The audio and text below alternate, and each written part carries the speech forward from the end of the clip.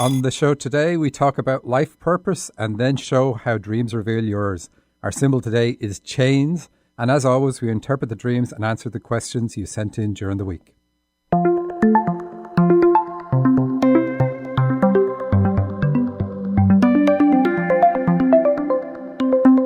Welcome to So You Think You're Awake, the show about dreams, guidance and healing.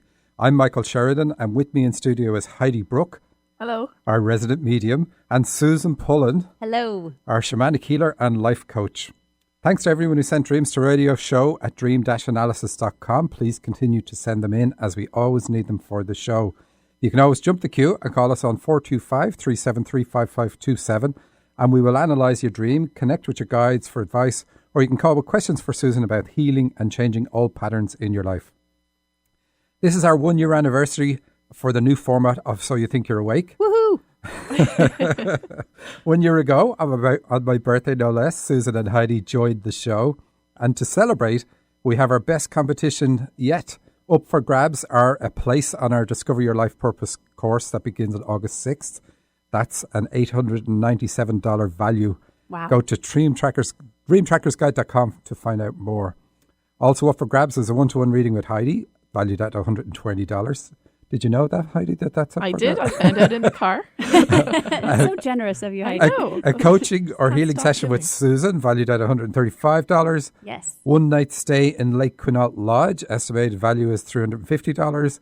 And $100 in movie tickets, good for either Regal or AMC. And lastly, a dream interpretation with me. Now, you may think you're getting dreams interpreted on the show, but it's very different if I'm just doing a dream with you one-to-one. Huge difference there. Yeah, So- you were saying you spent 2.5 hours on a dream. Yes. You just did. Yes, I got shortchanged on that one. It's a very thorough. Well, you, Just saying, yeah, it's a you have very to cover thorough- what's in the dream. So, so go to dreamanalysis.com and tap radio show for competition details and how to enter. So what we're talking about today then is life purpose. And But don't we talk about that every we show? we do. That's the theme of the show. So well spotted. We were just testing to see if anybody was awake. So indeed, we're always talking about life purpose, and that's what your dreams are always about. And we're going to show it specifically in dreams today. So we've got. I'm wondering how is there something coming up saying we have a caller, and I realise there's somebody else answering the calls today. So. Eric is bilocating. How is he doing that? He normally dashes out of the room. So I wonder, we'll cover our little piece. So what we're going to cover about today is why we dream in symbols, and that's going to lead us into life purpose. Oh, thank you. What? So many people ask this, like, why? But why aren't dreams direct? Why are they always symbols? So Sorry, it doesn't compute. Are you not being sarcastic? I'm not used to this tone. I'm always sarcastic. No, people. That's a question people always ask me, whether they understand it or not. Yeah. So anyway, I'm often asked why people dream in symbols if dreams are so important. And the reality is you don't. While in the dream world, you fully understand the context and nuances of your surroundings and the characters in it. There is no interpretation required. You interact with and experience it in the present, fully aware of what and why it is happening. It is only when you leave the dream world and your consciousness returns to your physical form that the dream appears puzzling, and we're left with resorting to examining what now appear to be symbols. An example will help to illustrate this. Claire dreamed she entered a jewellery shop to buy a gold chain. The jeweller offered her a silver one, but she refused it. Despite her pleading, he would not give her the gold one, insisting that the silver one was already hers. During the dream, Claire knows exactly what is going on. Her spiritual guide, the jeweller, is reminding her that she is psychic, which is indicated by silver, and that she is obliged to develop that ability, and the obligation is indicated by the chain. She argues against that obligation, refusing the silver chain in the dream, and instead asks to use healing, which is symbolised by gold, to meet her obligations. Her guide insists the path for her is to use her psychic ability. Claire's dream was not symbolic to her while she experienced it. In the dream world, she is fully aware of her life purpose, her psychic gift and her spirit guide, and she is not happy to be told she must stick to her path. In physical reality too, Claire knows she is psychic, but because she cannot see how to make a living using that ability, she trained to become an energy healer. Having spent time and money on her training, she does not want to give it up despite the fact that she keeps becoming ill when she works on clients. In her dream, it is precisely because she understands what the silver chain means that she refuses it. She also knows why the shopkeeper will not give her the gold one. Claire is clearly not ready to accept the direction she is being given. The chains in the dream show she is on a karmic path. Indeed, becoming ill when working with healing energy supports this argument, as it prevents her from pursuing a path that is not aligned with her purpose. If you are more aware in a dream, then where is the driving seat for your life and who is sitting in it? Dreams reveal this clearly because that's where the clarity is. Dreams are an interaction between your higher self, your rational conscious self, and your subconscious. From examining a dream, you can see which aspect has the most control of the wheel with regard to the subject matter of the dream. On a related side note, people often ask the difference between karmic and dharmic path. First off, dispel any idea that karma is negative. It is not. The karmic path is most likely the path you are already living. On this path, you bind karmic energy to your energy field to ensure that certain circumstances happen. You literally attract them because of what you attach to your field. You do this in an aware state on the astral plane while your body sleeps. The irony is that you also do this because you are asleep to what you need in your life in order to achieve your life purpose. Show of hands, who is aware of their life purpose right now? If you're not aware of it, how can you achieve it? The answer is by sticking to the karmic path. The dharmic path, on the other hand, is when your higher self is in the driving seat and you are aligned with your spiritual purpose. Your choices in life reflect your intention to achieve that purpose. The laws of karma no longer apply when you first switch onto this path, but you may still have some karmic energy bound to you that you must let play out. So that's the little piece, and we're going to have talking points around that, which we will do, but we will take Spencer's call now, since he's been waiting. Hi, Spencer. Hello, Spencer, can you hear us? Yes, hi. Great. Hello. It says you have a dream about guides. Hi, can you hear me? I can indeed. Oh, hello. Good morning to you. So, can we have your dream? Yes, absolutely. So, in the dream, guides are chatting with another group of guides, like a master set of guides, and they're saying, my guides are saying, we're so frustrated with him. He's like a Hollywood actress who's not accepting that she's aged and she's no longer going to get the parts that she's had. And the guides are saying that they're frustrated with me because I'm not accepting that my life has changed. And they're saying this to a group of master guides who then say, okay, well, do this, which I don't exactly know what that is. Do this, and then we'll take it from there. And that's the trick. Okay.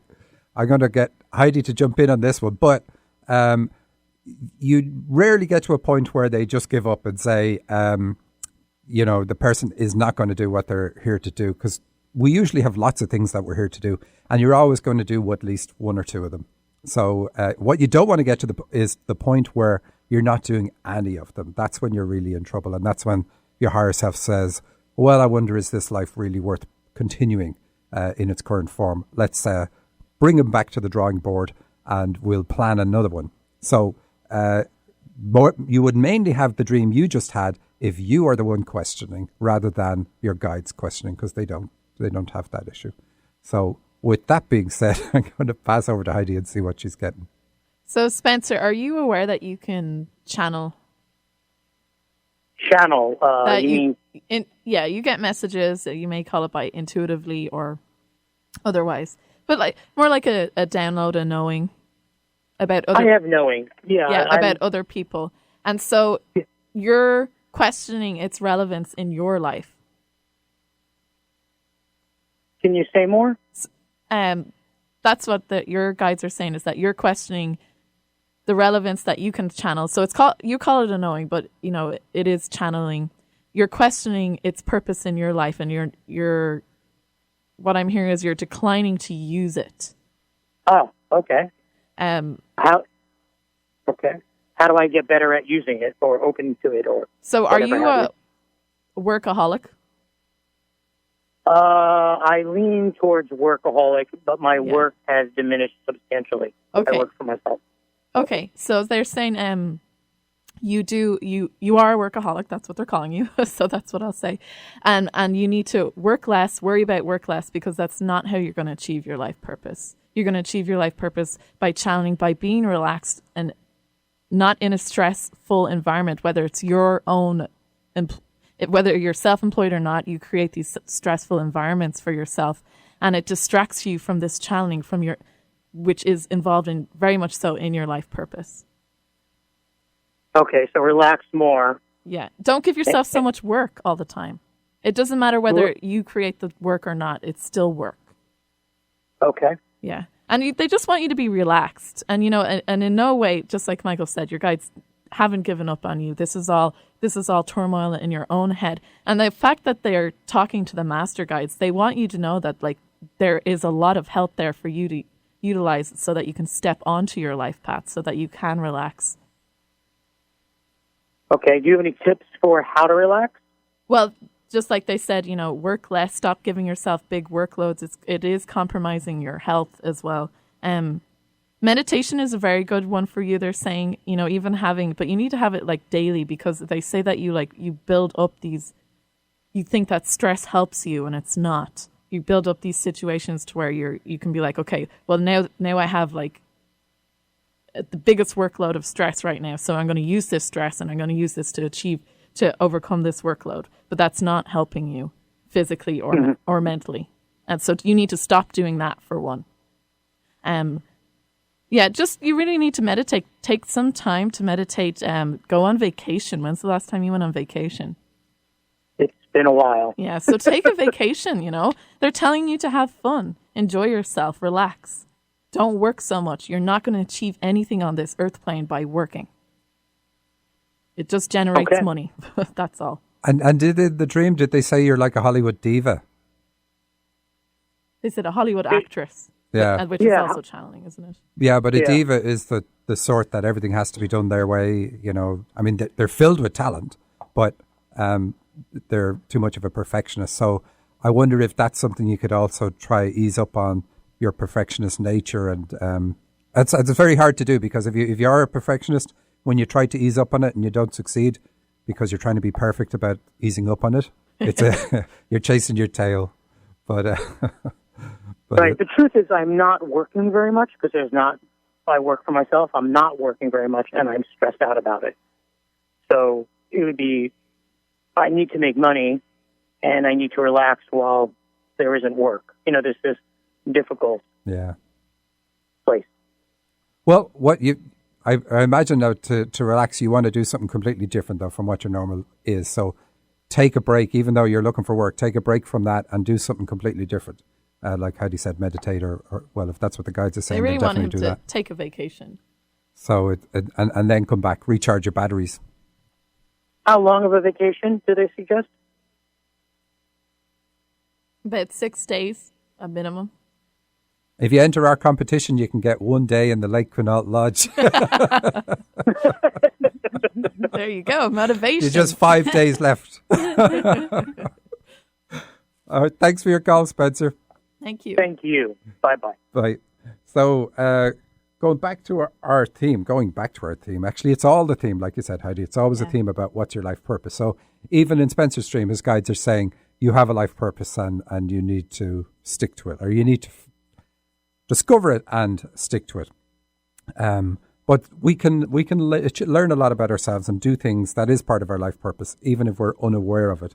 But when we get the tips that say, look, you need to do something completely different, then you need to do that.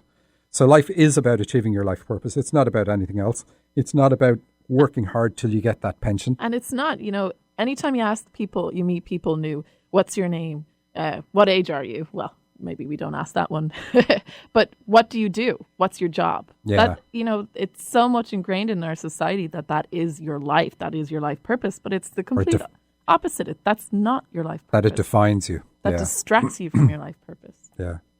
Well, I mean, it depends. Like if you're lucky, you could be in an occupation that is in alignment with your life purpose. But what we tend to find is, even when you're not doing what your life purpose is, you're probably doing something that is training you for when you take that step. And that's true also, of course.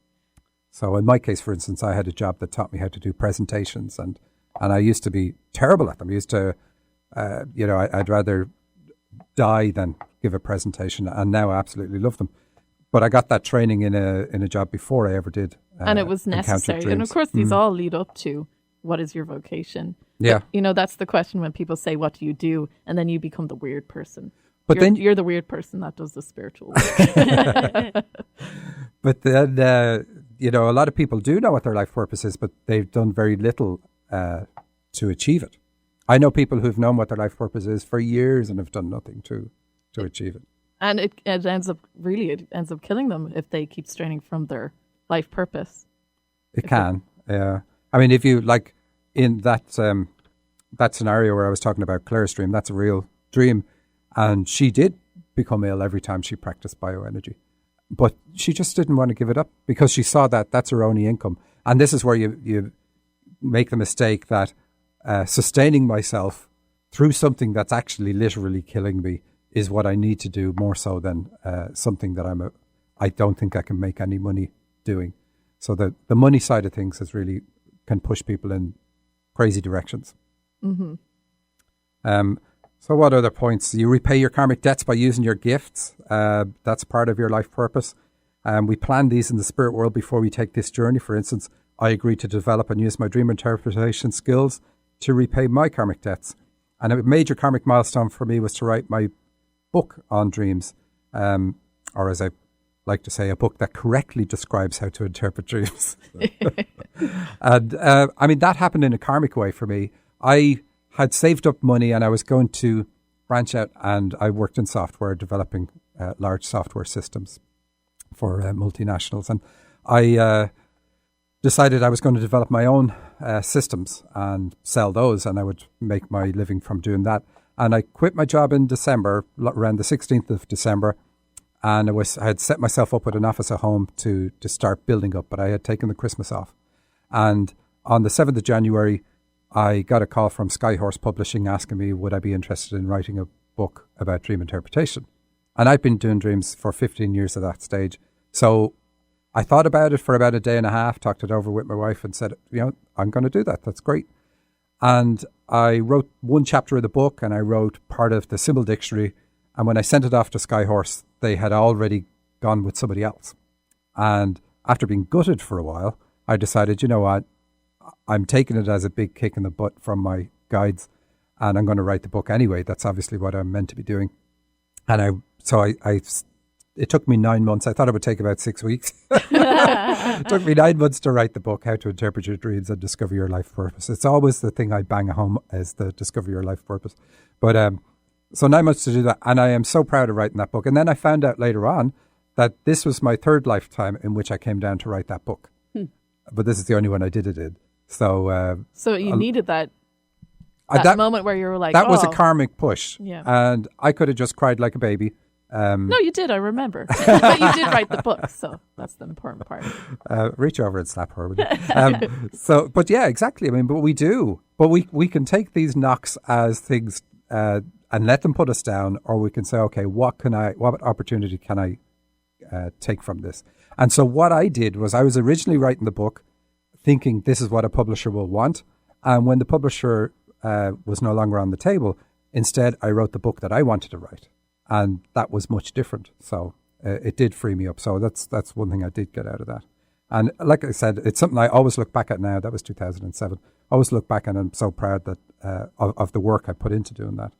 And what's interesting, anyone I've given the book to, even when it was first written, they still wake up in the morning and there's still the book that they go to. Yes. Yeah. A lot of people say that. Yeah. And I had the dictionary on my website for many years.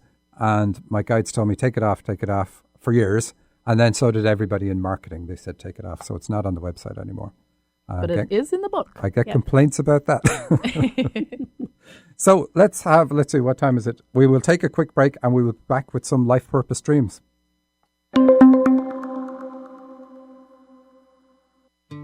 How clear is your vision for your life? Are you living on purpose, bringing your dreams to reality? I can help you to hear the quiet voice of your heart, guiding you in the right direction. I'm Susan Pullen with True Radiance Healing Arts. Let's talk about how you can create the life you want and be the person you were born to be. Contact me today at true-radiance.com.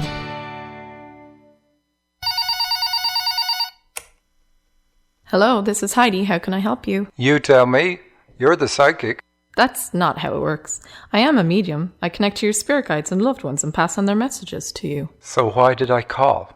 Use the force, Heidi. Look, I can get answers to any questions you ask. That's not a problem. They can be about anything: relationships, career, children, finances, anything. Anything? Okay. What's my favorite color? Dave, your mom says you're being childish. For readings with Heidi, go to angelsontheline.com.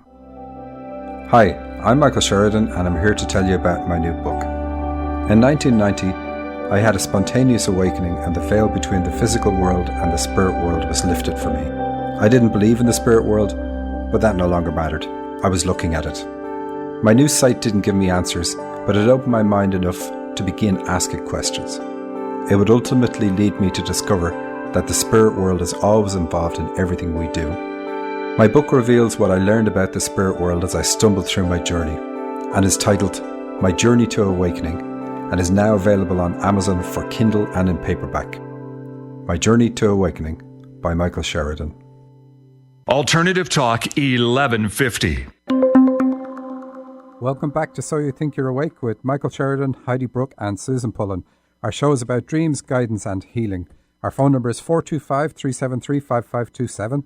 That's 425-373-5527. If you have a dream-related question, you want to connect with your guides for advice, or you can call with questions for Susan about healing and changing old patterns in your life. Okay, our feature symbol today was chains, which we've already covered, but just to reiterate, chains indicate an obligation, something you're chained to do. So spiritually chained, because the dreams are spiritual messages. So something that the spirit world is saying, you're not getting out of this one, sunshine. You must do this. But the spirit world holds us to it, but we made the commitment. Yes, but who's the we? Because we think incorrectly on this side of the veil that we can change that because we're the one that made the commitment.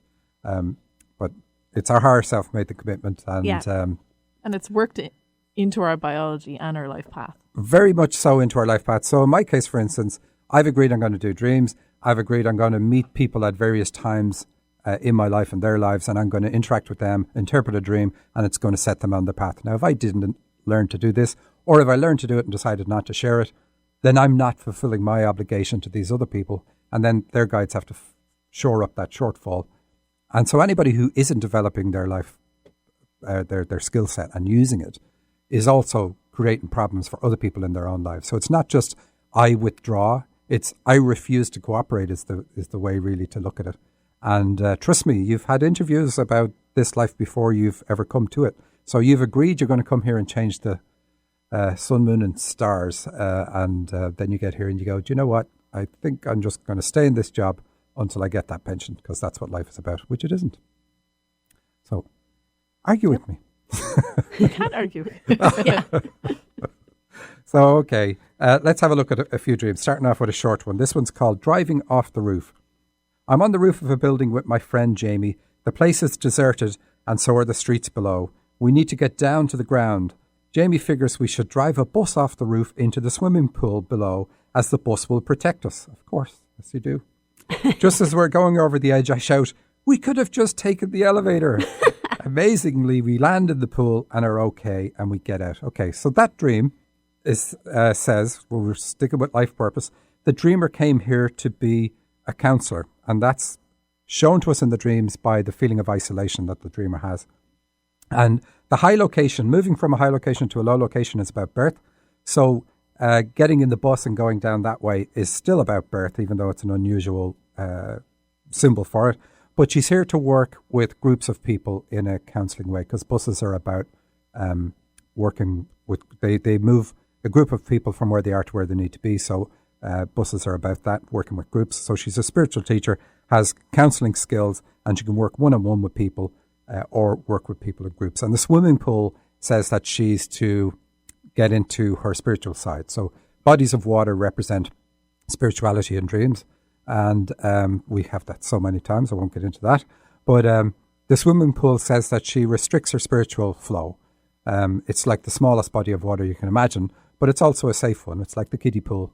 So get into your spirituality in a really safe way and explore it. Now, this dreamer, when she told me this dream, she had just quit her job and is going to change where she's living, and she's going to open up a practice doing communication with animals.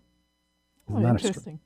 An interesting one. So I said, well, include human animals because the two-legged kind. Yeah. She's got the ability to do that with animals, but she can impress thoughts on them and pick up what they're saying as well. But she can also work with people.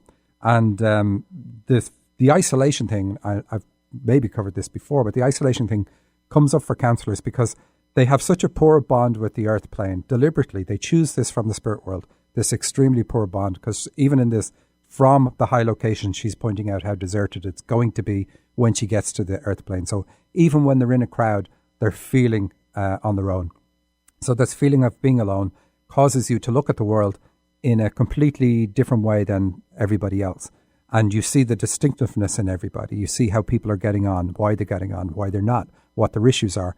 And the one time when you really feel connected with the earth plane is when somebody comes up to you and explains their problems and you help them with their problems, because that's when you're connecting with your core and doing the work you came here to do. And anytime you're doing that, anytime you're in alignment, it's going to feel like you're in alignment. So that's an important one. And then the part where she said we could have taken the elevator. I know elevators also represent birth, but what? Well, see, for her, the difficult start is what gave her the ability. So the poor bond. So most likely an extremely poor bond with her mom. And that poor bond then causes you to step back and say, I dislike this place so much. I'm sorry I came here. And you're going to do that from the spirit world. But then you get here and just like everybody else, we lose the connection. But we can still see what we were going to do. When we get here and it's unpleasant, we do step back. But we can't step back all the way. But we retain our spiritual connection. Mm-hmm. And then for her, it was going to be, that's her training for becoming a superb counsellor. So it's not the degree or the plaque hanging on the wall that makes somebody a good counsellor. You can have that plaque and be absolutely terrible. It's the training that you get before being born and the way you live your life all the way through that makes you a good counsellor. So, it's a hard choice. It's a hard one. So let's have a look at another life purpose one. This one's called Gold Ring. In the dream, I'm looking at my right hand. I'm wearing a gold wedding band on my ring finger. It looks like a man's ring. It's fairly large and thick. I'm using it as identification for something or proof of something to someone in authority. The ring is engraved on the inside with the word or name King. They ask if that is my maiden name, and I say no, it is my father's name. And of course, I brought in the one with no scribbles on it. I always write on these. So this, the very easy thing here is King. The ring is about a goal. Anything circular in a dream is a goal. But something that you have to wear in your hand like a ring is a goal that you need to carry with you. So she's a spiritual teacher, and that's what kings are about, leadership. So she's got that skill. But she's also a healer. And we have that from the references to the hand and the gold ring as well. Gold is a colour for spiritual healing because it's the colour of the sun, and the sun is what projects all the life energy onto this planet. And if you're not sure of that, move to another planet without the sun. See how you get on. So really good. Anyway, so that's her identification. So they're saying to her, look, this is who you are. You're a healer and you're a spiritual teacher. Now, this is somebody, for instance, who is finally leaving her job. She's set it up. She hasn't left yet.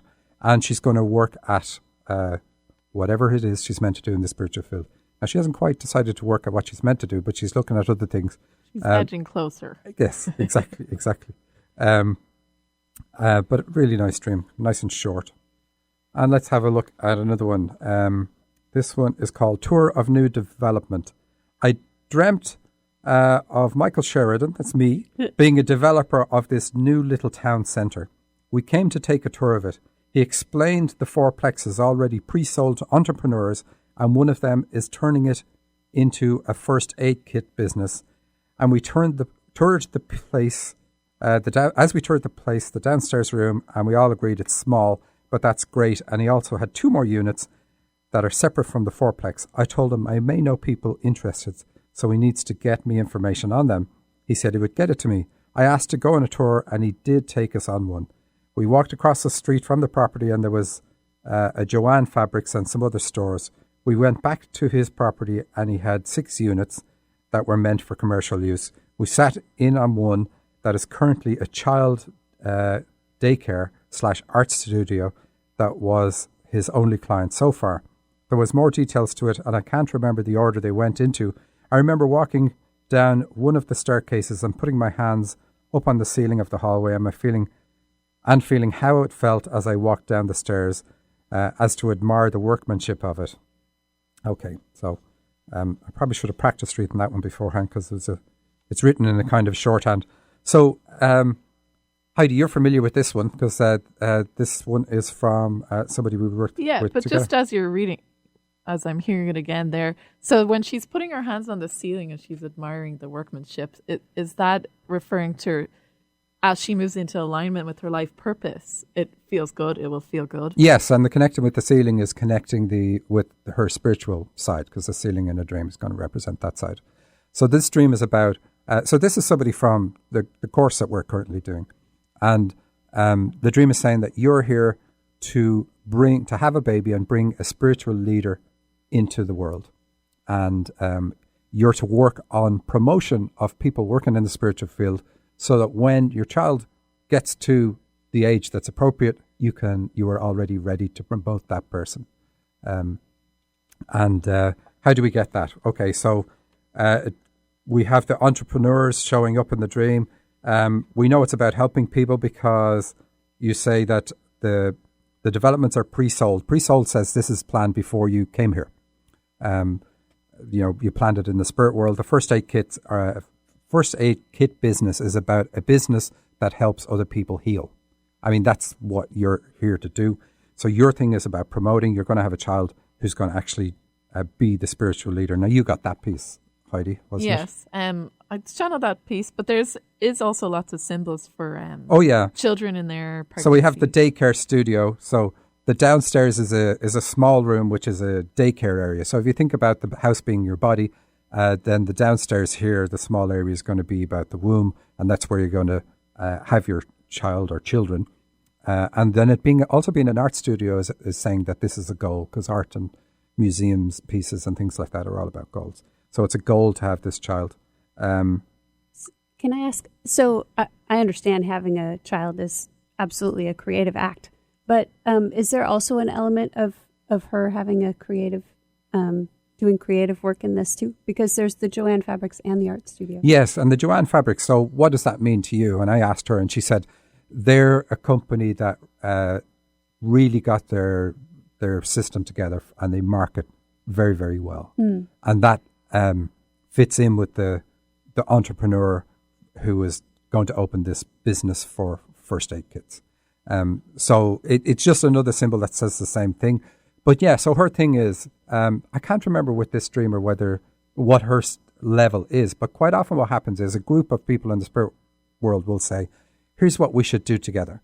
We'll all come down. Obviously, we all have to come down separately, and we're going to meet up and we're going to do these things. You're going to play this role. I'm going to play that role, and you're going to play another role, and so on. So she has drawn the role where she says, I'm going to do the promotional side because I'm already familiar with all these things. I'm familiar with spiritual teaching. I'm familiar with these gifts because I've done them in former lives myself. So I know how to promote them. I'm going to do that side because I'm particularly good in business. And this woman does have very much has a Midas touch. Anything she touches works very well for her business-wise. So she's going to do that. And one of the problems a lot of people have when they get into their spiritual work is, how am I going to make money at it? Because when you're trained, as we all are, trained to work 9 to 5, somebody else is going to do all the work in bringing the work to us, or do the groundwork, the legwork of bringing the work to us. We're going to do that work and we're going to get paid for it. But when you get into the spiritual field, the world hasn't changed into that modality yet. So you're very much on your own and struggling quite often to get your clients and so on and so on. And for a lot of people, that's part of their life purpose, is is going through that struggle. But she's going to take that struggle away and make it easier for people in the spiritual field, particularly get used to it so that when her own child comes along, that she's already got this network. And it makes a lot of sense when you think about it. He's going to be born into this, almost like being born into royalty. All that problem and pain is taken away for him or her. And it's just going to be something that they can make use of. So anything else here? Any other comments on that one, Heidi? No, just that this is very important that she does have this child. And I think it emphasizes that in the dream also. You know, the mentality of we need the husband, the house, the dog, the 2.5 children. You know, we can't rely on that.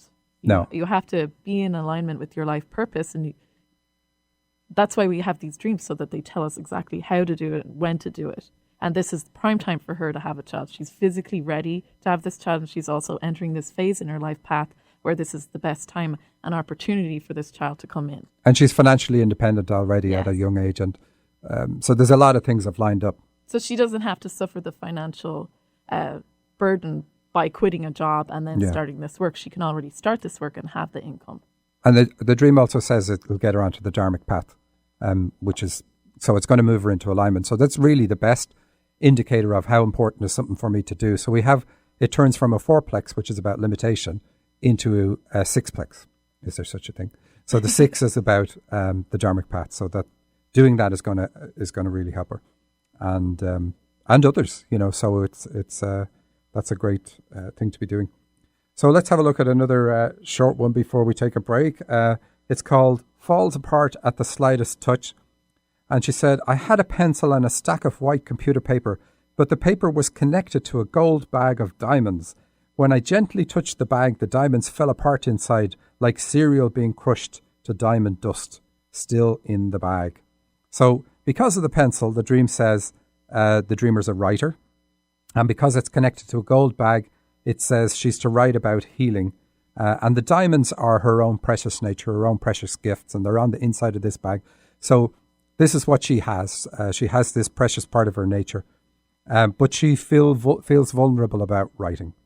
And we know that because the slightest touch crushes the diamonds, which it wouldn't do in reality. So it's like if anybody was to see or get in touch with my inner workings or my writing ability, I would feel crushed. Or if anybody was critical, that's really the way to look at it. If anyone was critical about what I write, they would crush me. That would crush me. So she needs to overcome that. And we have another thing about critical in the dream. She says it was connected to white computer paper. And the white on its own in a dream is about being a perfectionist or being critical. You know, it's the wrong side of purity. That's what it's about. So purity, perfectionism, enlightenment, that's what white usually means. But when it's just white, it's you've taken it to an extreme and you crush yourself. It's not about other people crushing you. Nobody can do that. So it's you've got to work on that side. And I know this person does a lot of work on herself. So you got to work on that side and get to the point where you're writing for yourself. You're not writing for how other people are going to react to it. So we're going to take another short break. I'm back with you in a moment.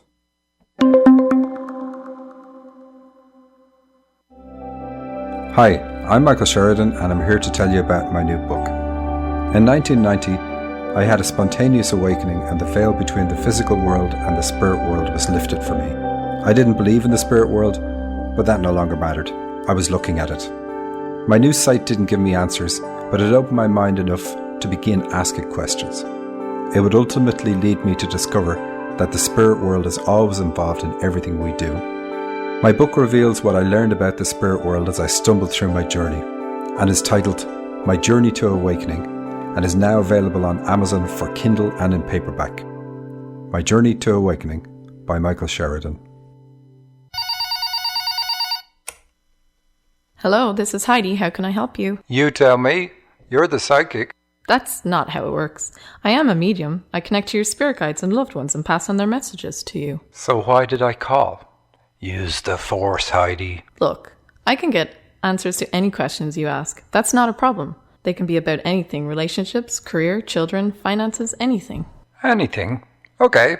What's my favorite color? Dave, your mom says you're being childish.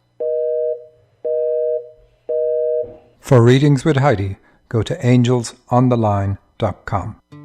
How clear is your vision for your life? Are you living on purpose, bringing your dreams to reality? I can help you to hear the quiet voice of your heart, guiding you in the right direction. I'm Susan Pullen with True Radiance Healing Arts. Let's talk about how you can create the life you want and be the person you were born to be. Contact me today at true-radiance.com. Multicultural, multidimensional even. Alternative Talk 1150. Welcome back to So You Think You're Awake with me, Heidi Brooke, Michael Sheridan, and Susan Pullen. Our number is 425-373-5527 if you have any calls about dreams, need life coaching advice, or questions for your guides. And in case you were wondering as well, that was also we're at the year anniversary of my ad. I will write a new ad soon. You should talk to Susan. She writes 3 ads a week. No. I should too. I know. We were just joking about having an ad party. We need to. So I need to. Susan, you have, Star Wars came and went, and it wasn't even in vogue when you did Well, that. if I wait long enough, the next Star Wars will be out and it'll be relevant again. So, okay, Susan, you have 2 workshops coming up. Yeah, I have several workshops coming up. I have 2 workshops coming up at A Path to Avalon in Arlington. Saturday, June 30th, I'm doing a workshop on connecting with your animal spirit guides. We're going to do some shamanic journeying and working with our animal guides. So I'm very excited about that. And then Tuesday, August 9th, a class on moving blocks to getting clear on what you want. Excellent. Yes, I'm very excited about that too. And then I'm doing a weekend retreat, intensive retreat with Greg Yasuda. He's a naturopath and very dear soul. And so we're doing a retreat called Illuminating the Soul. And it's going to be out at Mosswood Hollow in Duval. So all those are on my website, true-radiance.com. Excellent. Yeah. Oh, you're going places. So what can Heidi do with her power animal, the hamster? The hamster. It's better than your one, the sloth. All right. Okay. What else have we got? We have more dreams. That's everything we're doing. We have this one called Cardboard Buffet. I was at some kind of party that had a lovely buffet set up, but all of the hot trays only had white cardboard boxes in them, like gift boxes, along with a clear plastic serving spoon. The boxes fit into the trays almost perfectly. I was puzzled why they were serving cardboard boxes at the buffet. So, what is that about? Well, of course, the dreamer's a healer. And this is a good one. I've been telling this person for about 3.5 years she's a healer. And she goes, oh, great. Every time she says, oh, great. And so this one is about her healing ability. And that's what the serving food is about in her dream, because it's a source of energy. Any source of energy for us is about healing. And the gift boxes say it's her gift. And the food is meant to be in these gift boxes. But they're all empty. So it means she's not using her healing ability. And, it's saying, anyway, in the dream, she says the boxes fit in the trays perfectly. But she finally writes after this one, because I said I would do it last week and we didn't get to it. So she wrote on Facebook. By the way, we're on Facebook. So look us up, go to dream-analysis.com and you'll find a link to our Facebook page. And all the shows, all the archives are also there on dream-analysis.com. Anyway, she finally says, okay, but I don't know what healing is. How am I meant to use it? 3.5 years later. So, I don't know. Some people's kids. Anyway, it's restricted by conventional things. Why? Because of the plastic spoons. There's plastic spoons somewhere in it, isn't it? Yeah, clear plastic serving spoons. So convention is causing her to not develop it. And the convention a lot of the time is the idea that we're trained with. We're all raised in school to be servants. Factory workers. Servants, really, working for somebody else. And quite often you'll find the biggest entrepreneurs, quit school at an early age or have had very little education. And they're not limited by the mindset that we're given by conventional training. Anyway, so let's have a look at another dream. Can I ask about? Yes. So I think that I know you were saying it's been 3.5 years that you've been telling her this. I think that she had something in mind. She had an interpretation of what that meant to be a healer. And in the dream, it says that they must have been mislabeled. Does it? The box of, where does it say mislabel? Here, you've got it underlined. Oh, that's the dream before. Oh. From the same dreamer. Okay. But that's a different thing. Okay. But still, I think that's been part of the issue, is that she, in her mind, she interpreted what healing would look like in a certain way. Yeah, some people have the idea, well, everything's healing, isn't it? So I'm doing it. Now shut up. I just healed your mouth. And it's doesn't work like that, you know. I mean, you're a healer. So how did you land into that? How did you find it when you were training to be a healer? Did you have the concept beforehand, or the concept of the particular modality? Yeah. Well, you know, a lot of the choices I've made have been driven by my dreams. Yes. And then looking intuitively choosing a modality, because there are, you know, dozens and dozens and dozens of different healing modalities out there. All right. Well, now you've just confused her even more. You should be saying, look, here's the phone number. I'm channeling the phone number for this person. So I'll work on that. We have a friend of mine in Alaska. He used to, if you asked for a number for something, and if you heard anybody asking for a number, he would shout out it. He goes, "Oh, I have it here," and he'd shout it out. And it was the number to the mental asylum in Fairbanks, where we lived. And always puzzled everybody how he knew that number. I think I know who this person is. His girlfriend worked there, so he knew the number. But it was just funny every time. Never got old. Okay, so we have Jamie on the line. We're going to say hi to Jamie, and you have a dream. Hi, Jamie. Hello. Yeah, so my dream was about, I was in some kind of a well shaft. I think it was a well. I was with 2 other people, and we were looking for something or trying to fix something, and I know there were other people around, but they thought, why are they doing that? Why are they going in that well shaft? That's not the way to fix it or find it or something like that. Oh, and that's the whole dream? There were more details. I can't remember them now. I actually wrote it down, but I don't have my notebook with me. Okay. Well, it's going to be positive, because a well is a source of water, and so you're trying to fix something so the well works, presumably. We might have been looking for something, like digging up some kind of archaeological find. Even better. Was the well functional? I believe there was water in the bottom, but I don't know if it was being used to extract water. Okay, so the dream, anyway, is about your spiritual abilities and trying to uncover one. Digging down and trying to find something that's precious is about unearthing your something precious about yourself. And then with it being connected to water, we definitely know it's about your spiritual abilities. Heidi might be able to get what it is here. Who was the friend? Do you know who the friend was in reality? Is it somebody you actually know? No, I don't think so. They seemed like people I know, but they weren't specific people. What were their traits? What abilities did they have? They seemed like they were being helpful, like we were kind of a team. We were all working on it together, like trying to figure out this problem. And you said there were 2 other people? Yes, so there were 3 of us total. Okay.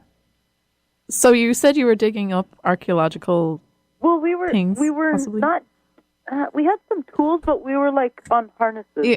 Okay, kind of like rappelling into this well shaft. I think you have the, no, I know, they're saying you have the ability to tap into people's past lives. Are you aware of that ability? I'm not. Okay, so tap into that.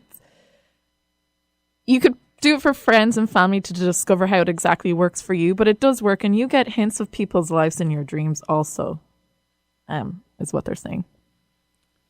Okay. So, okay, how would that manifest? If you're helping somebody or working with somebody, you can get an idea of, why they're so protective. Could be because of something that happened in a past life where their family were murdered and they couldn't protect them, that sort of thing. Okay. But it's kind of so should she share this with friends that she wants to lose, or will this be a very... No, willing friends that want to participate in it. Like, what is the root of the problem? You have to go down deep into the well of spirituality and find out what it is exactly that's holding them back this lifetime and how it's related to past lives also. And what Susan was getting at there, and you correct me if I'm wrong, Susan, is the two other people are about channeling. So when you're working with people, you're going to channel on what the things are that are below the surface from former lives that affect them today, that they're carrying into this lifetime. Sometimes those things are positive. They're not necessarily negative at all. So we tend to use abilities that we've excelled at in former lives. We use them in this life. So it could be uncovering things like that for people. So it's quite an interesting thing. And I notice a lot more and more. First of all, I think surveys show that it's something like 70% of people in America believe in reincarnation, which is a huge high number. Which is kind of funny then. If 70% of people believe in it, we all tend to live like as if it's okay if we use up the planet. But so we're going to be the ones here cleaning up after our own mess next time round. But were you going to say something? Okay. So it's an interesting one. But you are up against the whole idea of, well, how can you prove past lives and all that sort of stuff? But when you hit the nail on the head and it resonates for the people you're working with, that resonance will work for you. That'll work in your favor. So even though it sounds strange, it's definitely a nice one. Oh, well, that's very positive. All right. Thanks for the call, Jamie. Okay, thank you very much. We have Mariana calling. Hi, Mariana. In Dublin. Yes, no less. Hello, hi, Michael. Can you hear me? I can, very clearly. How are you? Perfect. I'm good. How are you? Excellent. So you have a dream, it says. I do actually. So I have a dream from this morning, and it was it was funny because I was listening to your show, and you mentioned already the counseling, and so there is something. There was a symbol of this actually in my dream, but I'll just quickly recap. It's a very short one anyway. So it was in two parts. So the first one was. There was just some kind of, I'm not sure, it was some kind of hall or building. I was inside and I was sweeping some kind of dust on the side. And then after when I swept a part, of the floor, there was the peaches started sort of, they appeared, and there were like many, thousands, and they started rolling down, the main corridor, like the middle. Yep. That was one part, and then the second one was just there was a toilet. I think I was looking at it, and sort of the water started to come up, and it looked like it was going to overflow. But then all of a sudden, I think I was calling, somebody, and somebody came, and then the water just flushed down, and like sort of in a plane. Yeah. When it just kind of like, disappeared. Yeah. And, this kind of, it went. And the person that, I can't remember, so the person that was next to me just brought this tissue, and it kind of cleaned even the sides of the toilet, although it was actually clean. It wasn't, there was no dirt there, but... Okay. So that's the two. That's your two dreams. Okay, so both dreams, because you're sweeping the floor in one, that's to do with elimination. The floor is to do with elimination. Mm-hmm. So sweeping the floor. So it's saying, get your health in order, work on your elimination system. So it could be something like detox, although we have a toilet that's nearly backed up. So it's going to be more than that. Mm-hmm. So do something that speeds up your elimination system and helps heal that. Maybe Heidi will get something on that. I don't know whether it's diet related, because you don't say any particular thing. But what you do say, mm-hmm. and I'm going fast because we're nearly out of time. The first dream, you have peaches, thousands and thousands of peaches. Mm-hmm. So it's saying when you sort out your system, get your health in order. And one of the things that is very obvious when your elimination system, when you have problems there, we tend to be very lacking in energy. So when you sort it out, you get a lot of energy back. But the peaches in your dream, you're correct, are about counseling. The color peach is the mix of green and pink. And when you see those colors in a dream, it's about having an open and compassionate heart, being non-judgmental, and that's what counselling requires. It allows you, you need it to work with people so that you're not judging them as you're working with people. And then the pink is about unconditional love. But peach is the mix of those two colours. So with the thousands and thousands of them, it's saying, look, you need to make this a goal. You really need to start working with people and counselling people. Do you do that in reality yet? I know. I think I'm in the preparation. I'm in preparation, and I'm very thankful for your guidance and Heidi's and on it, because I suppose I have to. There's things to eliminate, still there, because it keeps coming back. Yes. Yeah. So what you do is you look at dreams. When you have elimination dreams, you look at what did I eat the last 2 or 3 days, and you can work it out by stealth that way if you can't work it out any other way.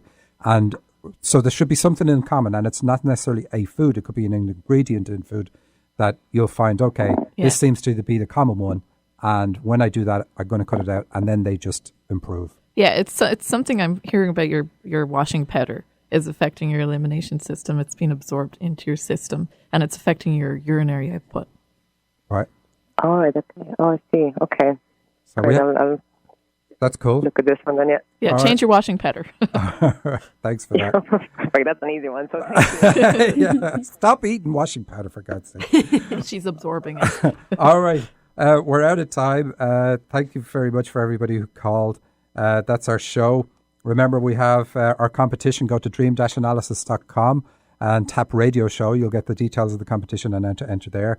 Lots up for grabs, readings from Heidi, estate Lake Quinault Lodge, and so on.